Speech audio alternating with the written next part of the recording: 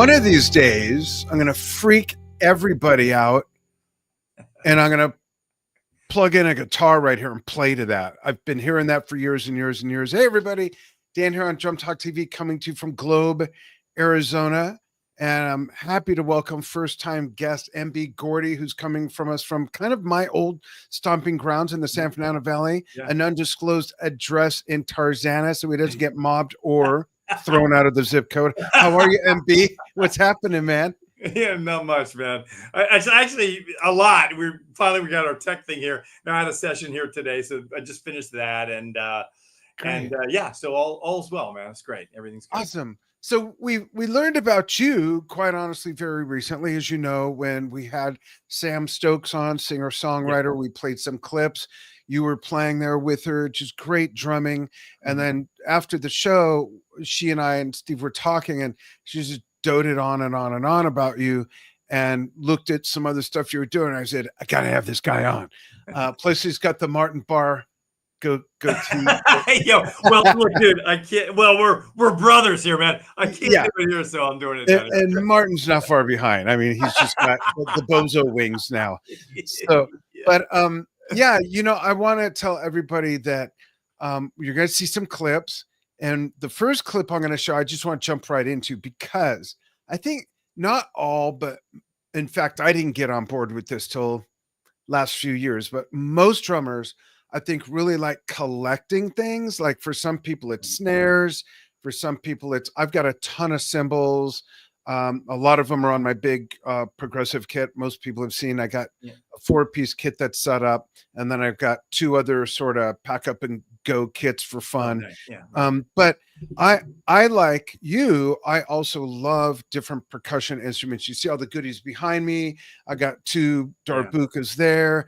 I've got timpani drums set up with my big kit, and I also have 2 tongue drums. And folks, I have to warn you, to brace you for your astonishment, what you're going to see in this next video with MB is possibly the largest and definitely tallest, deepest tongue drum I've ever seen anyway. So here's MB to show off a bunch of his gear. Check this out. Let's see what the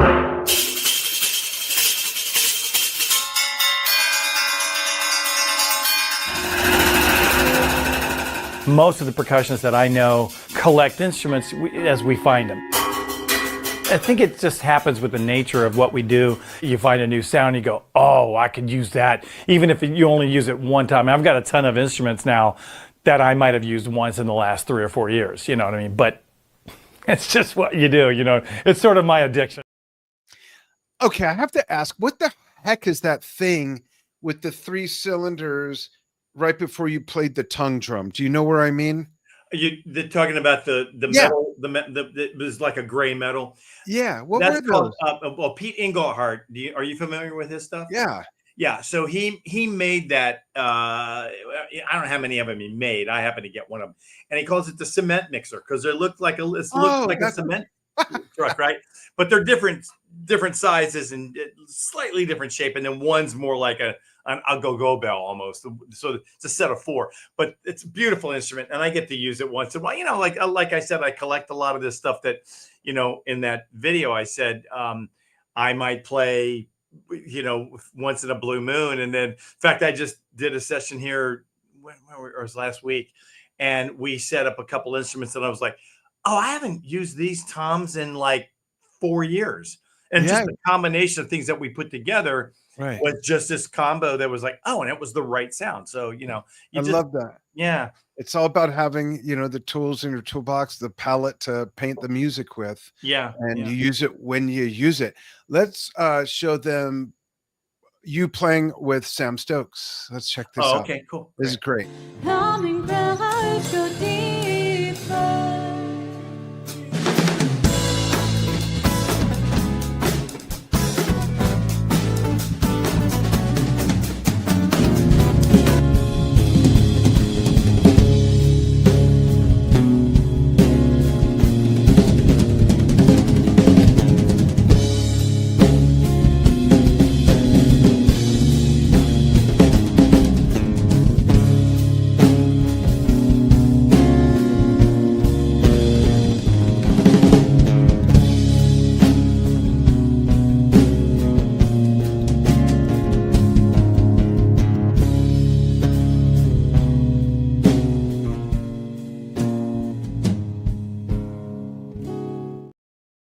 just such a great three-piece. So let's rewind back to the beginning. Why drums and when drums? And was that your first instrument into music?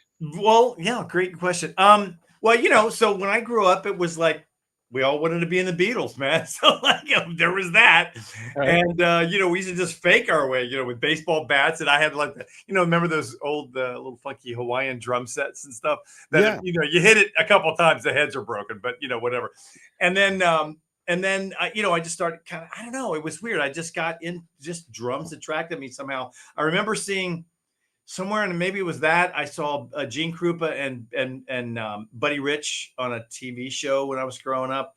I think maybe that. And then my parents used to tell me that I started like doing stuff at like 3, like a 4. Like I'd set up my little toy trucks and flip them on end and take them in next to nice. the washing machine and bang on stuff. I don't remember, but I mean it's in there somewhere.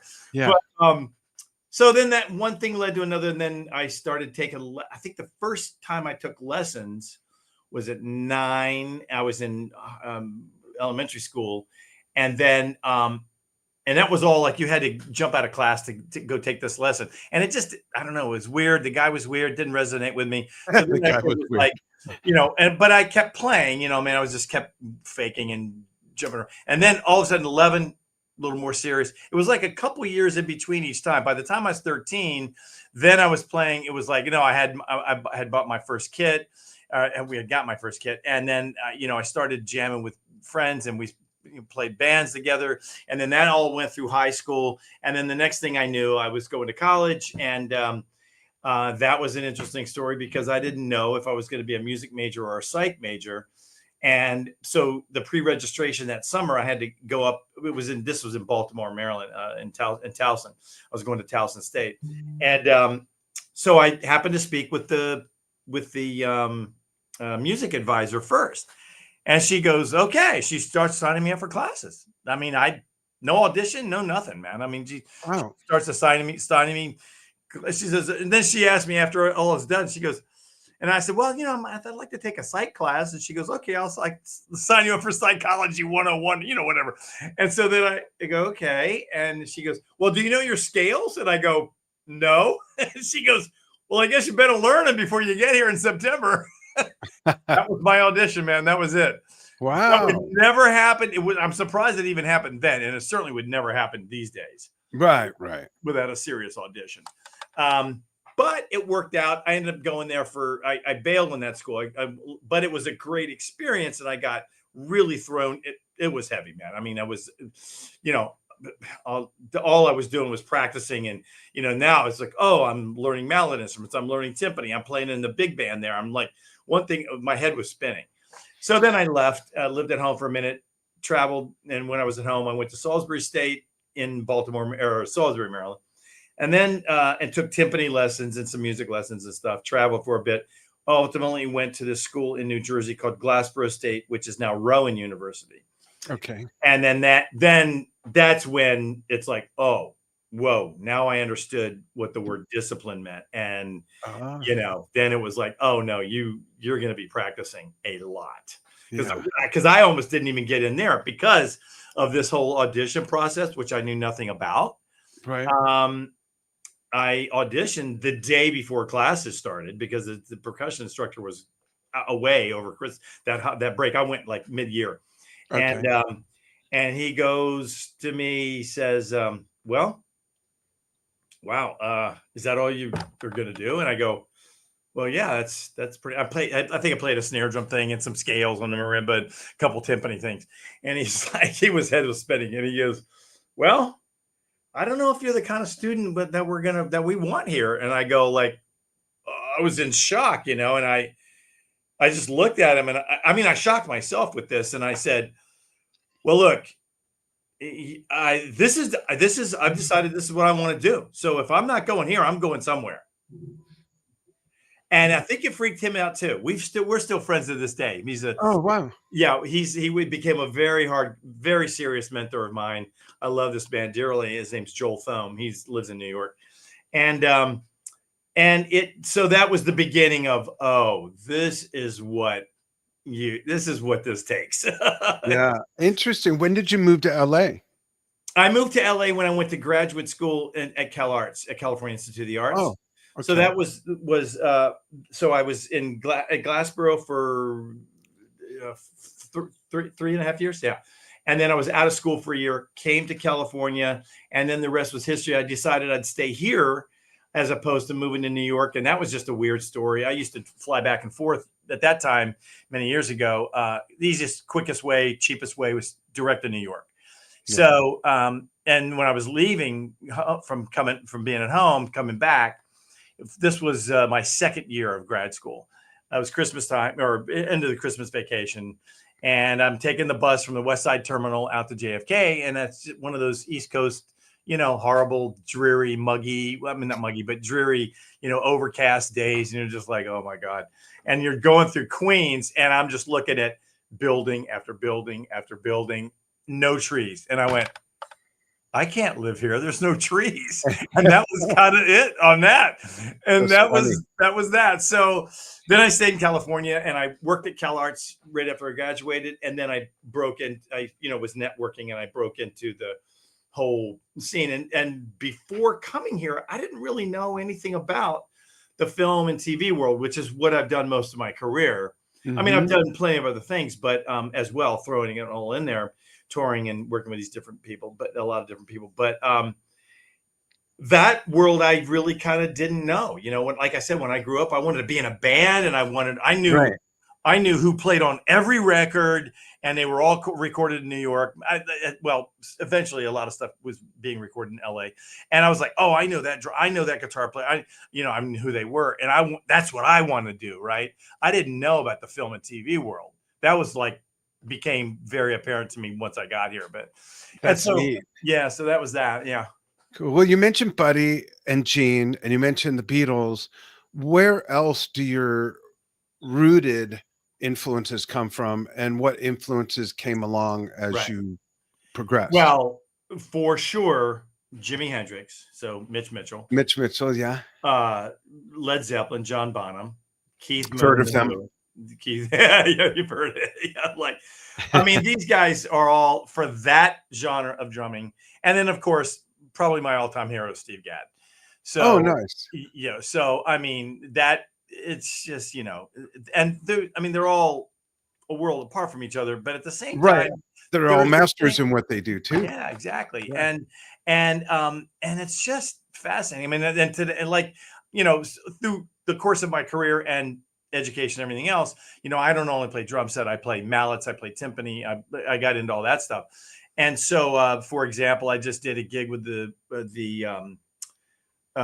Symphonic Jazz Orchestra here in Southern California. It's based in LA. And so we did a show on Sunday featuring Bob Mincer from Yellow Jackets and Ernie Watts. I mean, two seriously heavy sax players, right? Yeah. All feature, but the whole concert was to honor Jack Elliott, who was a composer, conductor, composer, musician out here, who from New York eventually came here and did TV work, and just he did the theme for did the music for Barney Miller. That he broke into that scene. So this whole show was honoring him, and it was a big orchestra. Anyway, I was playing percussion with two other guys. Peter Erskine was playing drums, and I was right behind him. Oh, and Peter's a friend of mine, and I just, you get moments like that, and you're just going like, oh yeah, this is it, man. I'm right behind you, Peter Erskine. Listen to that guy play; it's just beautiful. Yeah, and so you get that, and Alex Acuna has become a friend of mine once I moved here. He's lived here for a long time. And we did, Alex and I have done a lot of movies together, and as well as Peter and I have done some TV shows together. That's great. What was the one show that we did? He was playing drums. I was playing percussion. Crazy Ex-Girlfriend. We did some episodes of that together. Oh, nice. Yeah. So it's crazy. So you never know, I had no idea when I grew up that I would be doing and be here at this very moment. I never thought I'd have my own studio. It was not in the, that was something that all evolved, That's great. And my advice to maybe a lot of your listeners and younger drummers or percussionists or any musician for that matter would be, don't, go with what resonates with you, and if you feel like, oh, I'd like to experiment with that and go that direction, go, and if you don't, and you go like, no, I only want to play drum set, then that's what you do. Or no, I know if I'm a guitar player, I'm not going to play bass. I'm a guitar player. That's it. Whatever. Okay, that's fine too. But my biggest advice, particularly this day and age, is don't, close any doors off, because absolutely you just don't know what's going to come. I mean, look what you're doing, man. I mean, you lived here, and now you've got this cool show, and you play, and so it's that movie, Everything is Everything, or what was that crazy movie? Oh yeah. Steve, help us out. Everything is everywhere. Anyway, right? Something like that. Yeah, sounds everything, like everywhere, all at once, or something like that. Yeah, I think that's it. Yeah, and so that's reality. That's a very kind of basic reality, man. If you think about it. Interesting. So, have you followed and studied like other percussionists? Like, are you a fan of? I'm a huge fan of Ray Cooper. I just love the work Ray's done with. Well, with everybody. Let's leave it at that. Rick Wakeman, Elton John. I saw him perform in person once, and that was at the Arms. Remember the Arms Festival? That was a benefit that they did. It was Jimmy Page, Jeff Beck, Eric Clapton, Simon Phillips on drums, Ray Cooper on keyboards. You mean Ray Cooper on percussion? On percussion, yeah. I can't think of some of the other great players. But it was a benefit for Ronnie, who had MS. Wow. Someone help me out. I think people know. It was in like 85, 87, the Arms Festival. Yeah, and he was just so good. And one of my favorite concert films is Rick Wakeman at Hampton Court performing all of the Six Wives of Henry VIII, and Ray is just masterful in that as well. Yeah. So yeah, any other percussionists that you want to give a nod to? Well, yes, a lot. Zakir Hussain being one, incredible. Of course, Alex Acuna is one of my all-time heroes, because he's an incredible drummer, but he's an amazing percussionist too, so yeah. But no, we'll back up a little bit here. When I was at Glassboro, I remember a bunch of us, my buddies and I, went to see the Paul Winter Consort. Do you remember that? I do. Yeah. So he came out of the, he's a jazzer, but he was kind of like the first guy almost. For what I can imagine anyway, coming from that influence, from the jazz world influence, but a lot more mellow. Mm-hmm. And that tune Icarus, which is his, this is a famous song now. Yeah. That's like one of, I wouldn't call it new age, but it's kind of considered a new age thing. Yeah. I could see that, definitely. Yeah. And so anyway, so we went to see him play. So he had this percussionist named Colin Walcott. And Colin, so on stage, and God, man, there was so much percussion gear on the stage. It was insane. And he had, but did they have cement mixers? No, he didn't have cement mixers. There you go.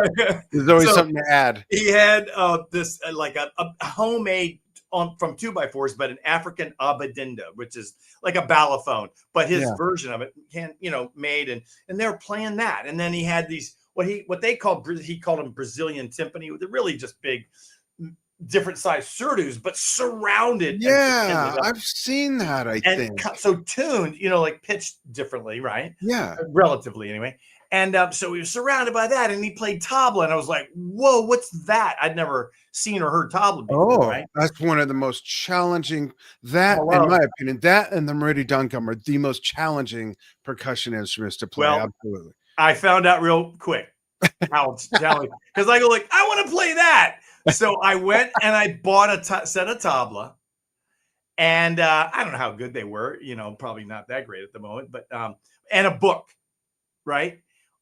Sorry, hate to say, but you cannot learn tabla from a No, book. I was gonna say that's like, yeah. No, that was like just a joke. That was like, and I was Yeah. like, oh, maybe this is. So when I went to Cal Arts, one of the reasons I wanted to go to Cal Arts, I had auditioned to 2 schools for graduate school. I auditioned at Eastman School of Music, but this was all via a tape, a tape audition, not not in person. Not in person, yeah. And Cal Arts, and I got accepted. I got turned down at Eastman, and so then the summer was kind of rolling by, and I was like, oh, I guess I'm not going to graduate school. And then 2 weeks before school started in that particular summer, I get a notice that I've been accepted to Cal Arts. Well, it's like, well, wait a minute. That's in 2 weeks. I'm not. Oh, I need wow. to. How do I was like, where am I getting the money from? And he's like, it was all this had to happen, right? So I called him up and I said, well, how does this work? I mean, how long is this acceptance good for? And they said, well, it's good for up to a year. You could come next year if you want. And I go like, well, I'd like to come mid-year if I could pull it off, but that didn't happen. So I went the following year. But the main reason was to study with this gentleman by the name of John Bergamo, who is a world class. He's passed away now, but class percussionist. So I had studied out of one of his books with my instructor, Joel Thome at Glassboro. Joel knew John. He was into the contemporary avant-garde new music scene as well as the world music scene. John played tabla. Ooh. And John played mridangam, and he played pakawaj, and he's just way into the hand drum thing. So that's where all of a sudden, when I got here, it was like, I first studied with John, and then a gentleman by the name of Tarnath Rao came from India, and I studied with him for 2 years, and then the year after I graduated as well. And then, so while I was there, you were talking about studying different things. Yeah. So I got heavily into Indian music, and then I was in a North Indian music ensemble. I was in the avant-garde ensemble. I was in the 20th Century Players ensemble. I was in the percussion ensemble. So I studied Javanese and Balinese gamelan as well as African. Well, now be careful with this. When somebody tells you they studied African music, you may just want to turn and walk away. Yeah, it's a whole continent. Yeah. Well, there's 64 countries in Africa. So if anybody knows 64 musics from Africa, then I want to meet them. Yeah, exactly. So I studied specifically because of what they offered then. The Ledzepko brothers, who were the teachers, and one of the wives was the dance teacher. I'm still stuck on African music. I mean, in North Africa alone, the Middle East, that whole region is. Yeah. And some of my favorite music right here is the National Arab Orchestra in Chicago. I've been listening to for so long, and that's what got me turned on to the darbukas. Yeah, right. And I mean, just that just stuck in my head when he said that. So anyway, so the music that they taught, they were actual royalty from a tribe in Ghana, from the Awe tribe. Oh. So we studied Ghanaian Awe drumming with these guys. That's all that was offered at Cal Arts at the time. It's grown since then via actually students who have gone in through Cal Arts and studied with them and now are teaching at Cal Arts. They've expanded the program. But it's because it's just Cal Arts for me was just an amazing environment. I could, and there were plenty of students that we had friends of mine there who had people I was meeting who they were still there, but they weren't students anymore. They're just hanging out, man, and auditing classes. And because it's the kind of place where like there's so much to learn, man. It's, so it was a great environment for me. And then when I was done with there, I took some conga lessons and stuff with Luis Conte. Took a couple lessons with Peter Erskine once he moved to town. And then everything else was kind of on, and I took some djembe lessons here with a different guy in town.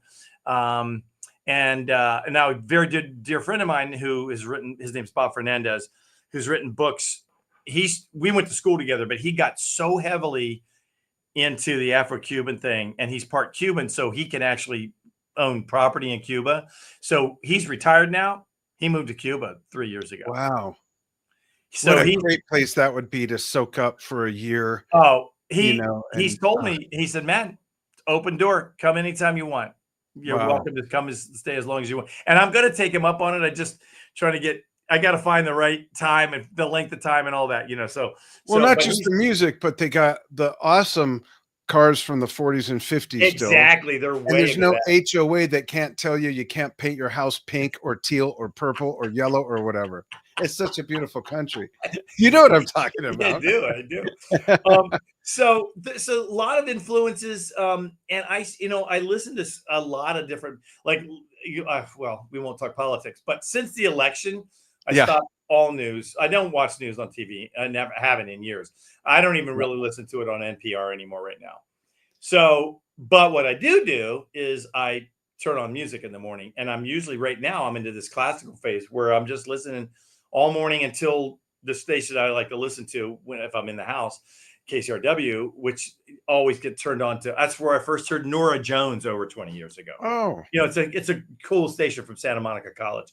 But cool. Until then, I listened to KUSC, which is all classical, and it's been great, man. Because now I'm listening to music that I go, well, I don't think I've ever heard that piece before by whoever, name a composer, whatever. Yeah.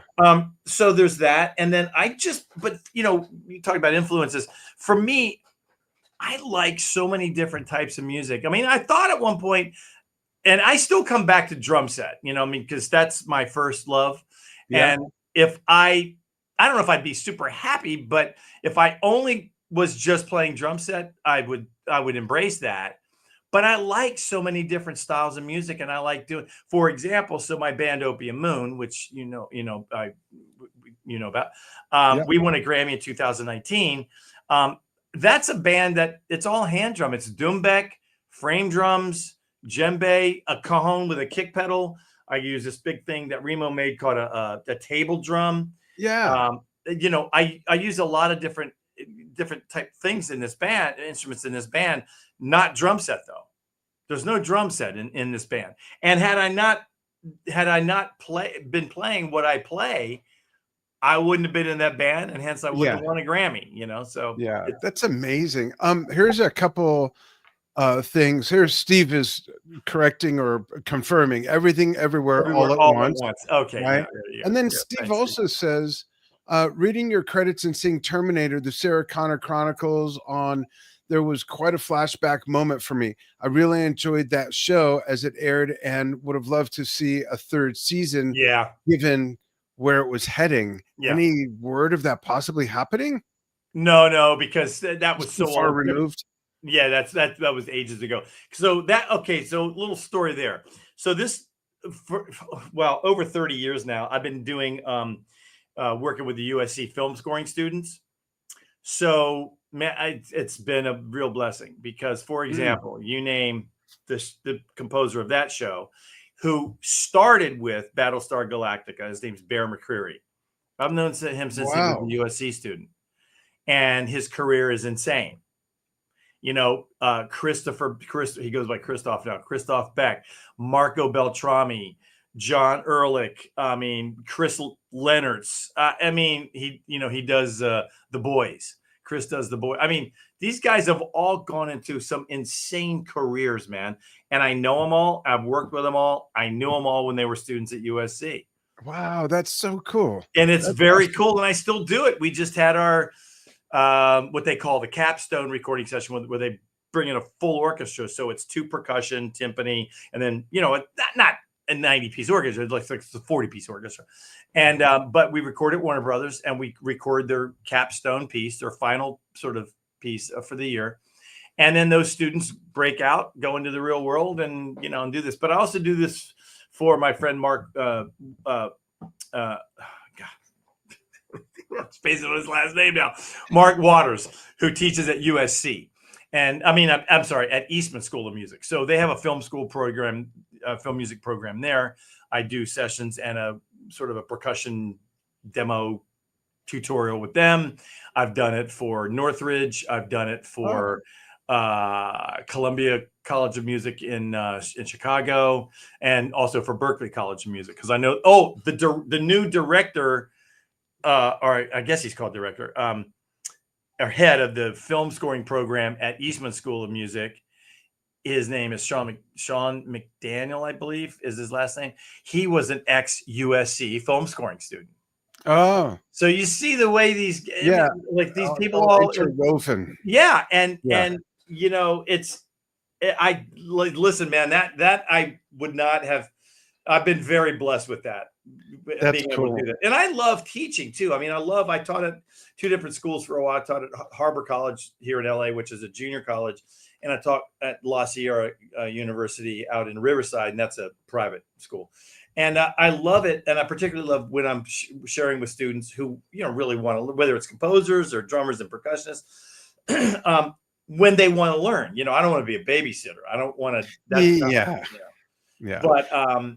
But I love sharing what I know and what I've done, and you know, if I can help somebody, because that to me is what we do. It's a community. You know, it's a big community, but in the same time that it's big, it's also a very small community. If you think, tightly knit. Absolutely. Here's a couple other comments. Juan, hi Juan, thanks for chiming in all the way from Colombia. Oh man, down below the equator. Right. Hey. Yeah, and then Richard B says you have the most beautiful smile. He's got to be referring to you. I mean, I look like a gargoyle when I smile, so I'm pretty sure that's thank you. I want to show another clip, and then I'll probably replay a clip or two as well for those who might have missed it. Okay. Let's look at the Black Swamp percussion clip. Check this out, folks.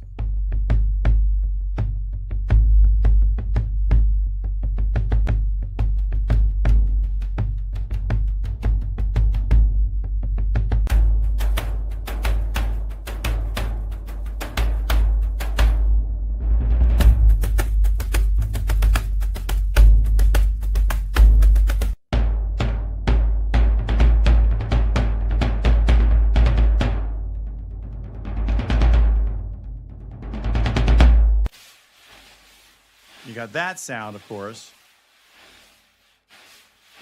Or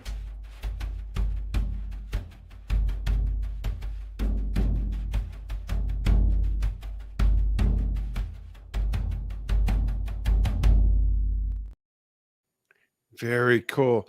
Let's show another for those who missed it. This is MB drumming with Sam Stokes, who we had on, a singer-songwriter who we had on, I think like, oh, Steve will correct me, so I'm not even going to say. I think it was a couple weeks ago. Thank you. Somewhat recently. Yeah. And check out the drumming on this, folks.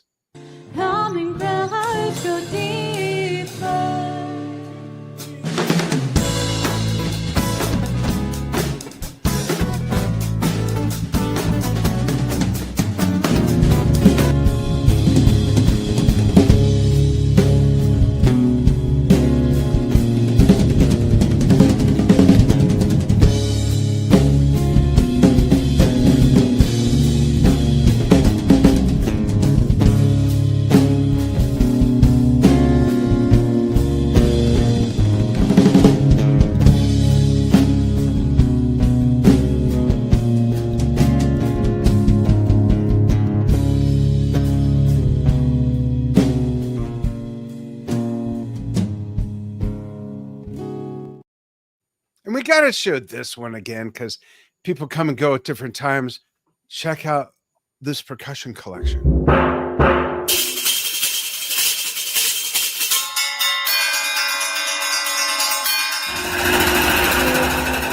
most of the percussionists that I know collect instruments as we find them.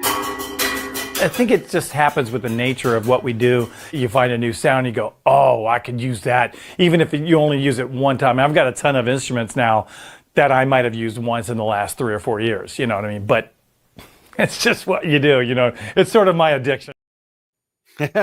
Absolutely. Toys, giant toy box. What do you have going on now, MB? Well, I'd love to tell a couple of things. So I just did, okay, I don't know if your listeners might be familiar with this composer, Joby Talbot. He's a British composer. I just kind of got turned on to him last fall from a movie that I saw. It was like, and the music struck me really. I was like, who's the composer? And it was this guy, Joby Talbot, right? So roll fast, now going backwards, but fast forward from then to January, I get an email from this gentleman at the Pacific Symphony, which is down in Orange County, south of here.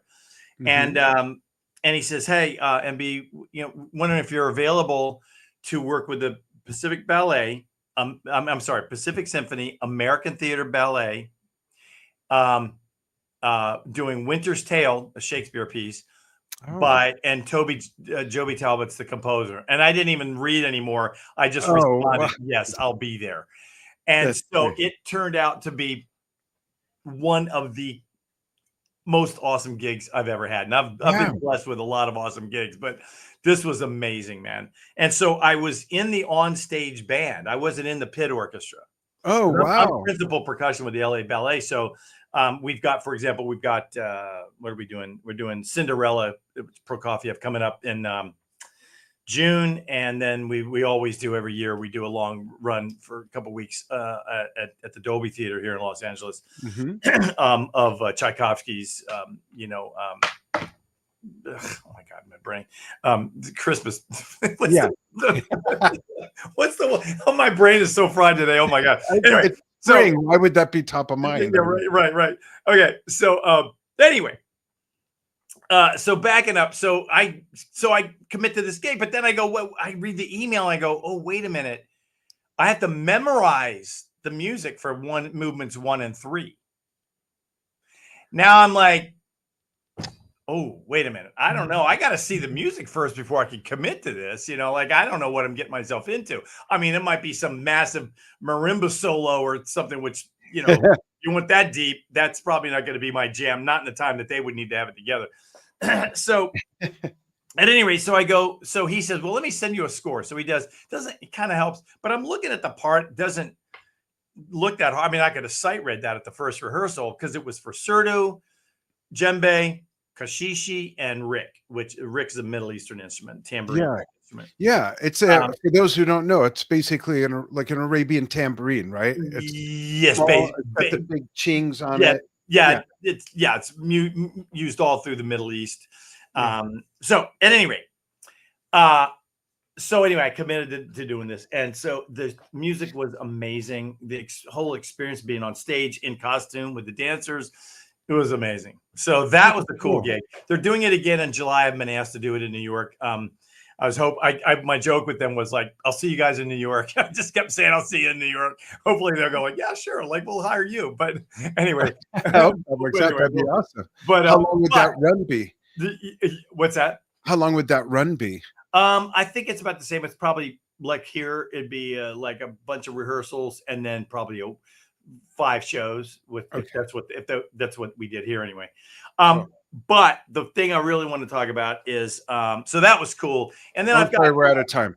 Just kidding. Oh, okay. Then I got a couple video games.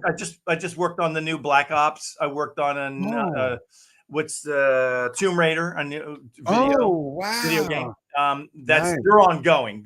We're far from being done with those yet. That's great. There'll be more sessions on those. But no, this one big project that I got to tell you guys about is we're doing. I'll have to backtrack here in a second. But anyway, in September, the 18th, which is the Thursday, the 20th Saturday, 21st Sunday, we're doing a piece called Beat of the Traps, and the featured artist there is a friend of mine by the name of Steve Prina, who he and I went to Cal Arts together, and he ended up being on the faculty at Harvard. He's just retiring this year, and he's a musician as well as a visual artist. So he's presenting his artwork, and they said, well, what do you want to do? And he's told him some pieces. He said, well, I really like to do this piece Beat of the Traps, which is not his. It's a guy named Mike Kelly, who's no longer with us. He passed away. But the premise of the piece is this. Mike was like way into drummers, way into drumming. He read this book called Moon the Loon about Keith Moon. And he was like, I got to do a drumming piece somehow. So, and Mike was a visual as well as a performance artist and the whole 9 yards. Nice. So, so the piece is this. It's When the Levee Breaks by Led Zeppelin. Wow. These are the pieces that we play. When the Levee Breaks by Led Zeppelin. Happy Jack by The Who. Just a Little Bit by Blue Cheer. Oh, wow.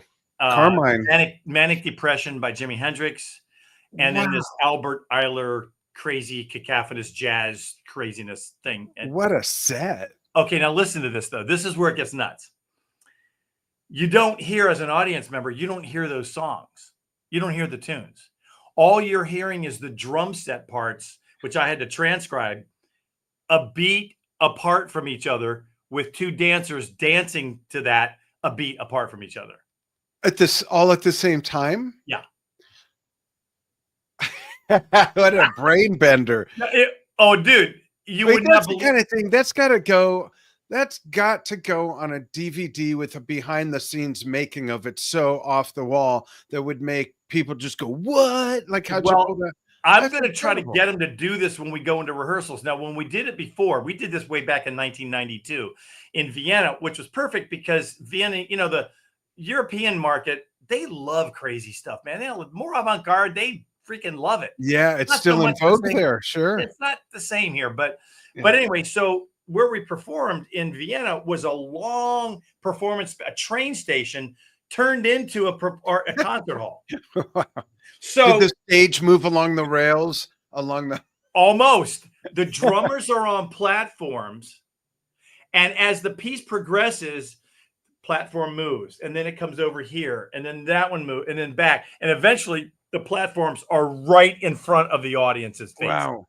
So we start way back and come up front, and that's the crazy cacophony. Cool. And interspersed in all this is Steve, who he did it then, and he'll be doing it now. He comes out like David Byrne, real straight Spectrum style, singing whatever the #1 hit song, Billboard chart of song is of the day. And he kind of pops out of the wings after a piece and then does that. And then he's gone. And then we go into, and then there's an actor who recites some stuff from that book and some other stuff. And then Steve pops out again. You know, so it's like that. It's a crazy piece. So interesting. Yeah. And so we're doing that at Moment. And here's why I'm really excited about it. Because when we did it before in 92 and or did we do it in 93? We did it twice. We did it there in Vienna and we did it here, but I don't remember. I think here might have been in the very beginning of 93 or at the end of 92, whatever. Mm-hmm. But you didn't have the technology that we have now. Pro Tools was just a brand new thing, if barely, you know what I mean? Yeah. 92 is still DA88s and ADATs and all that kind of stuff, right? Yeah, Cakewalk and those old programs. Yeah. And so now with Pro Tools, we've got the tracks that we can feed me and the other drummer. My friend Butch Norton is the other drummer. And both of us were the drummers on the original version as well. And the woman directing it now was one of the original dancers, but she's not going to be dancing now. She's directing it. So she's getting 2 younger dancers too, because she's not, 25 anymore or whatever. So, and I get that because it beats your body up pretty good. But anyway, so some of us are the same people, Steve, Butch, myself, and so we get to now hear the tune and not only just look at the chart. Now, I know the tunes. I don't even really need to look at the chart. But we can play the tune, you know what I mean? Yeah. But the audience will just hear us. They won't hear the song. That's amazing to me. So we didn't have that then. A beat apart. That's just incredible. It was the hardest. I played Frank Zappa's music. I played a lot of really hard music. That was one of the hardest things I've ever done because it's almost impossible to ignore, no matter who you are playing, to ignore the other person. I could imagine. That's so interesting. But I am so excited about doing this time. And you gave me a great idea. I'm going to tell them we need to document this. Yeah. Where's this going to be, MB? At MoMA, the Museum of Modern Art in New York. Okay. They really should document something like that. No one's ever done it, to my knowledge, something like this. No, so nothing like this. You got to. And drummers and even other musicians, music fans too. But hook me up. Let's talk about that. Yeah. No, dude, we have to. That's just an incredible idea. We got to do this because you're right. It's a crazy piece. It's a crazy concept, and I'm sorry Mike's not around to experience this again. Yeah. It would be great, but it was a great concept, and I don't even remember how many people we had at that first show in Vienna because we did. I think we did a whole week. We did like 3 or 4 shows there. I forget now how many shows we did, but they ate it up. They loved it, man. And also, I didn't understand the art world. You know, I really don't know the art world. I'm in the music world. Yeah. And that is a whole. When we went to Vienna, that dude was like a rock star. Everywhere we went, people knew who he was. Wow. It was crazy. So cool. It was just so anyway, this will be a nice so that I mean it's weird. And so that's kind of like for me what I gravitate to weird stuff. You know, that's weird. I'm playing my you're on this show. I mean, right. I mean, so like plenty of my friends, they would just could care less. I mean, and I wouldn't say like the touring that I've done with the Doobie Brothers, with John Tesh. Prior to that, I played with Three Dog Night way back in the late 80s for 6 months. I did the Game of Thrones live world tour, music and to picture tour in 2018. And then I did Josh Groban's tour in 2019. Most of my friends, the cats who do studio work in town, that's what they do. Yeah. They do this. They wouldn't leave, you know what I mean? Because number one, the studio work when you're doing film and TV work, it's the big payday. I mean, it's great work.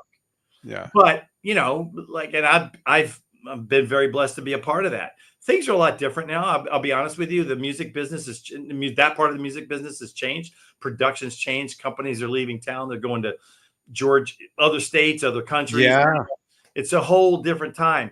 And yet one more thing I would say to your younger, well, any of your listeners who are trying to make their way as a performer or recording artist or whatever, it's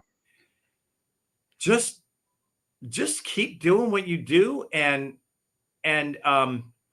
again, be open to change, but take, you know, you to make it in this world now, you know, you got to be able to handle a lot of different aspects of that.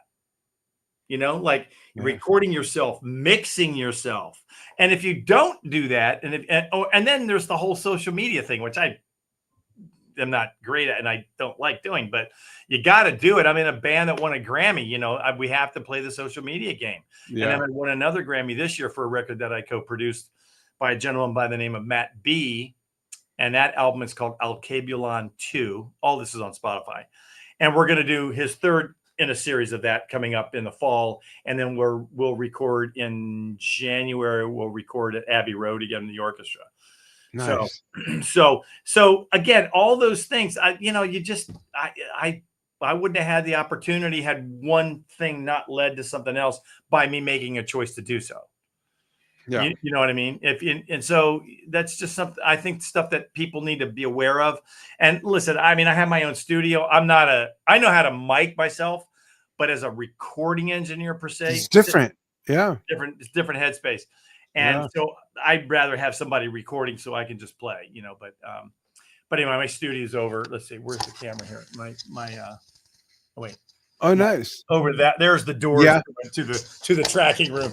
But anyway, so yeah, it's just, dude, there's so much great music. There's so many great, and the other thing I wanted to say was, having done what I've done for as long as I've done it, I mean, this is my life, and I've met just an amazing array of human beings.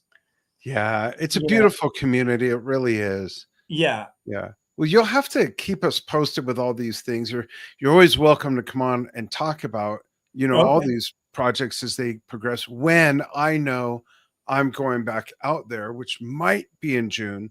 I'd love to see you and Sam play if you got another gig, but hook up. You know what? We'll have to do something. Hold on. I think we do. I think we have something in June. Hold on. Cool. Bear with me.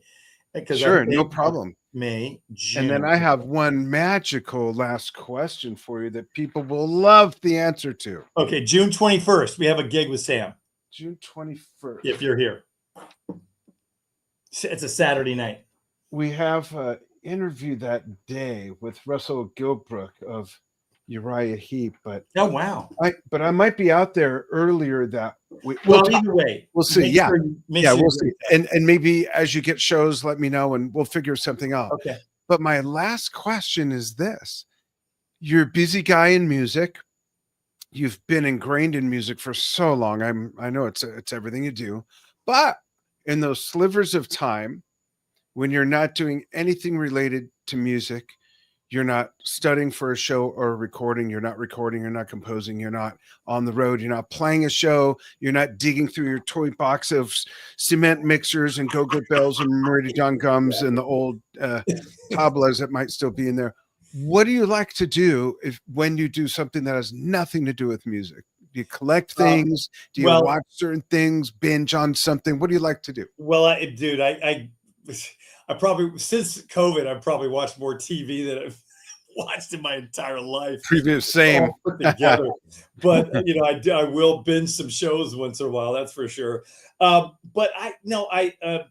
my wife has gotten way into this yoga called Kaiut yoga, which is what's it called? Sorry, what's it called? Kaiut, Kaiut, and it's out of Brazil by a gentleman by the name of Francisco Kaiut, and it's more for your listeners who know anything about Yin yoga, which is more meditative and passive. Yeah, you're not gonna in Kaiut, you're not gonna do a downward dog or a pigeon or a vinyasa. It doesn't do any of that. It's a whole different thing, and he's got different names for what he does. But so she got way into that. So I try to do yoga as much as I can, yoga as much as I can. Plus, I'm getting more into working out now. It's getting warmer. I like to swim. But then we like to hike. There's a lot of great hiking around here. Yeah. But more importantly, now that it's not a sad reality. It's a reality, whether it's sad or not. I am older, and so my wife's going like, we need to travel more. So we like to do that. And that's awesome. And then we have 2 kids. My son's 28, my daughter's 26, and she's in Philly in med school. My son's 28, and he's in business in Denver. And so we want to obviously spend as much time with them as we can too.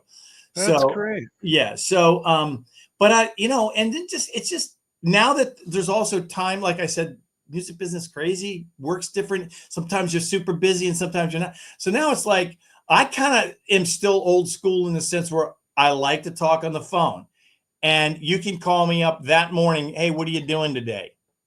I don't need to plan something 5 weeks in advance or 3 weeks, maybe a vacation, but but I don't mind. Hey, what are you doing today? What are you doing tomorrow at 9? Whatever. Let's go. Yeah. Let's hang. That's cool. And because that's just the way I grew up, and I'm still it's still in there, Yeah. Because LA has always been about, okay, let's plan something. Let's have a coffee meeting at next Thursday at 8:30 a.m. It's all anal, and oh man, sometimes it's just like that just doesn't work for me, and people's schedules change all the time. Being a freelance musician, man, I mean, I'm taking a trip right on Friday. Tomorrow, I'm going to be in Baltimore. I'm going to visit some family, and my wife and daughter are going to meet me there. And then we're coming back Tuesday. I've got sessions that I've got to do, man, stuff could change. There's another band I play with too that we have here called 6 Beats Apart. And I don't know if your listeners are into jazz fusion, but I'm talking about the really hardcore jazz fusion stuff like Mike Manieri, Steps Ahead, Weather Report, Mahavishnu. Don't do any Mahavishnu. Return to Forever.